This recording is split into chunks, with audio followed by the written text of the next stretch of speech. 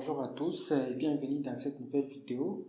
Dans cette vidéo, on va vous montrer quelques astuces qui peuvent vous permettre de développer beaucoup plus rapidement et certaines petites fonctionnalités qui peuvent vous aider à optimiser votre système de travail lorsque vous développez. Là, plus particulièrement, je vais vous montrer deux choses.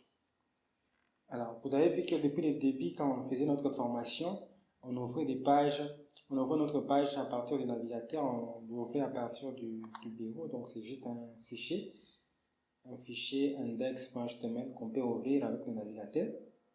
Et nous pouvons voir tout ce qui se passe, puisque normalement une page web, c'est juste une page, c'est juste un fichier qu'on peut utiliser.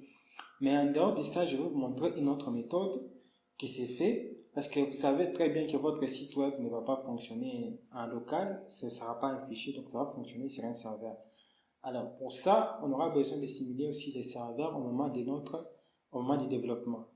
Et pour ça, je vais vous montrer une astuce. C'est en utilisant des extensions VS Code.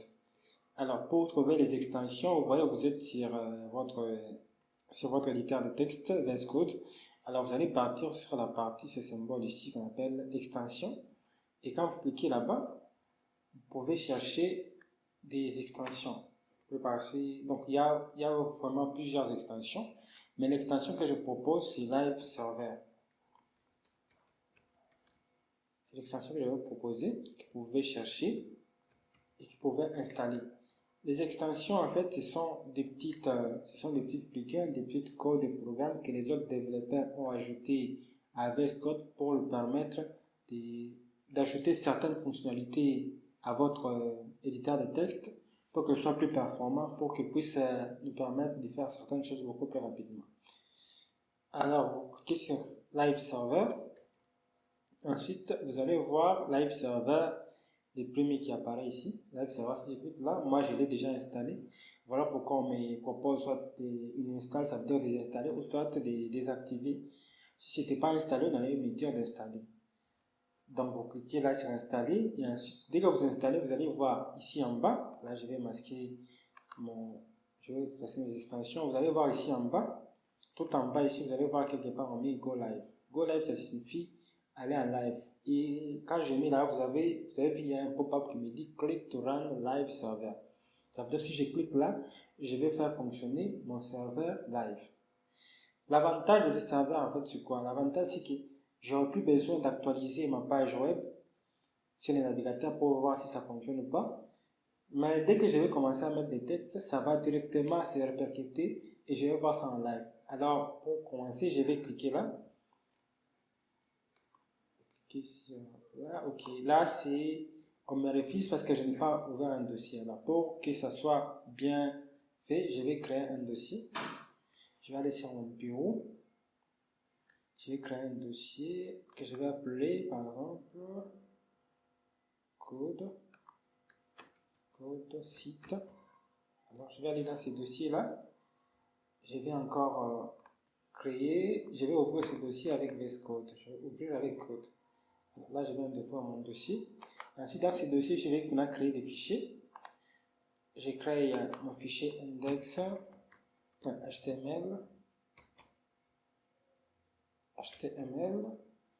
Et je peux mettre la structure simple de HTML. Voilà, je vais maintenant créer un autre fichier que je vais appeler index.css. Et puis je vais le référencer ici en mettant, j'ai mis link, je change là, je mets index.css. Voilà, je vais changer le titre de ma page, je mets ma page web. Ensuite, je vais mettre un titre ici, je vais mettre un H1, site web. Voilà, j'ai créé la structure simple de ma page. Je peux maintenant cliquer sur Go Live là-bas. Ok, là je clique sur Go Live. Je viens d'ouvrir mon live server. Vous voyez que ça se passe très bien.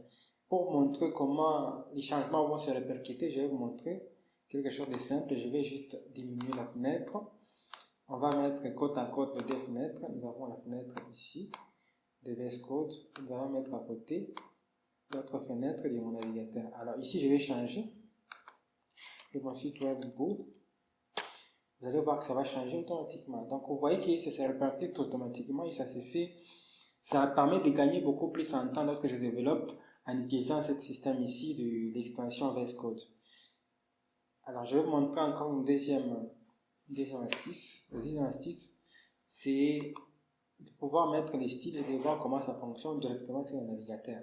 Alors, pour faire ça, je vais faire ceci. Je vais créer la balise style.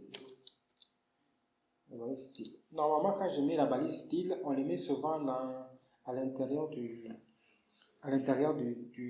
l'entête. Et là, quand on les met, on sait qu'ici, qui s'affiche dans l'entête, dans le HUD, là, ça ne s'affiche pas. Mais en fait, l'astuce que je vais vous montrer, c'est de les mettre dans le HUD. De les mettre dans les body plutôt.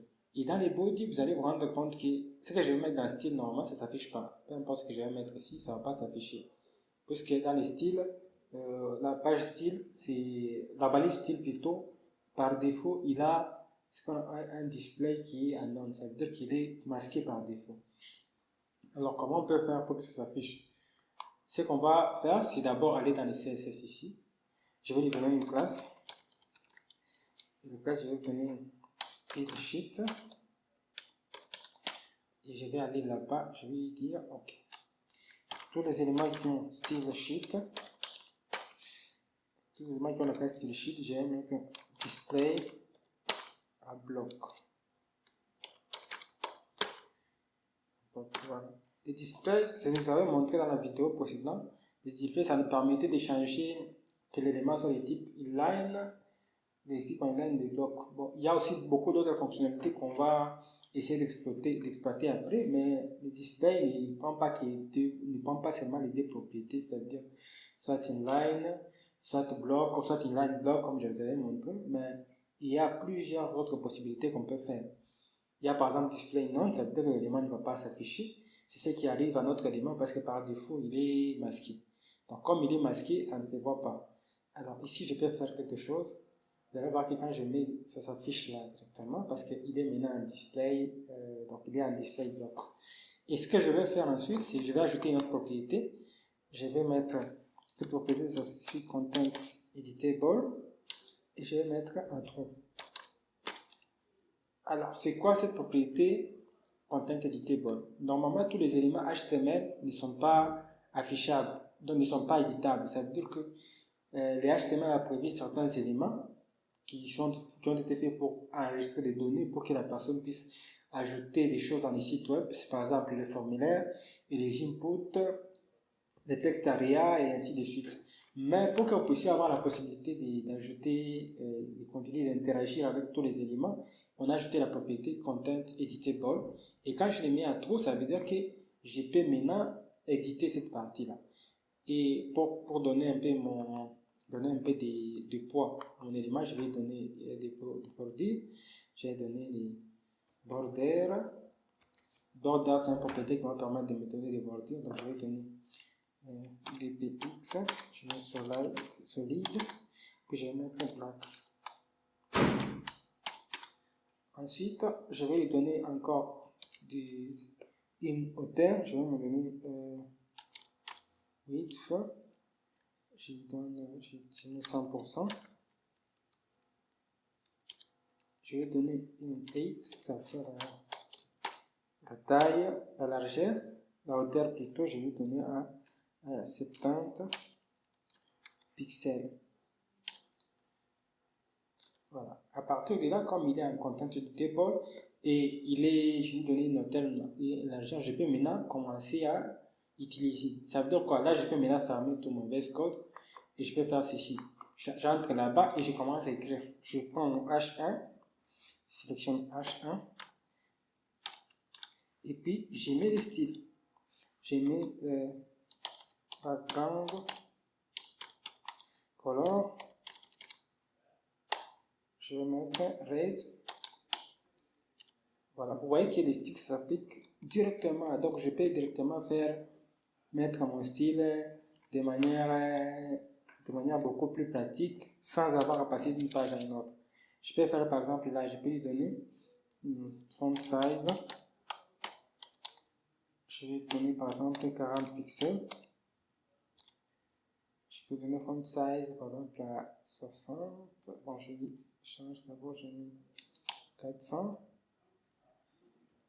Voilà, là, ça ne s'applique pas, il y a certainement une erreur. Bon, sinon, vous voyez, vous vous rendez compte qu'ici, je peux déjà tout écrire, je peux mettre mon style tel que je l'ai fait, ça va directement s'afficher. Ici, je peux changer, par exemple, je mets bleu. Vous voyez, ça change en bleu, donc je suis en train d'écrire et je suis en train de voir le résultat directement. Ce sont des astuces qui peuvent vous aider à développer beaucoup plus rapidement et à avancer beaucoup plus rapidement lorsque vous travaillez dans votre projet web. Merci.